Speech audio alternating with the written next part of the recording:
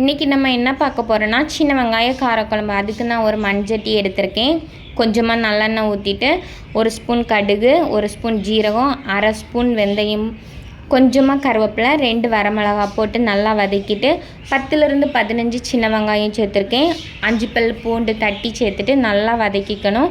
இது ஒரு 3 minutes cook ஆன பிறகு கொஞ்சமாக மஞ்சள் தூள், மிளகாய் தூள் 2 ஸ்பூன், மல்லித்தூள் 3 ஸ்பூன் இதெல்லாம் போட்டு 5 மினிட்ஸ் குக் பண்ணணும். அப்புறமா 3 தக்காளி மிக்சியில் அரைச்சி அதை இது கூட சேர்த்துக்கணும். நெல்லிக்காய் சைஸ் புளி ஊற வச்சு அந்த கரைசலை இது கூட சேர்த்துக்கணும். அப்புறமா தேவையான அளவு தண்ணி சேர்த்து ஒரு 15 மினிட்ஸ் இதை நல்லா கொதிக்க விடணும். அப்புறமா இதோட புளிப்பு காரம் ரெண்டுமே ஈக்குவல் ஆகுற மாதிரி கொஞ்சமாக ஒரு அரை ஸ்பூன் நாட்டு சர்க்கரையோ கருப்பட்டியோ சேர்த்துக்கலாம். இந்த காரக்குழம்பு ஒயிட் ரைஸ், இட்லி, தோசை இதுக்கெல்லாம் ஊற்றி சாப்பிடும்போது ரொம்ப டேஸ்ட்டாக இருக்கும்.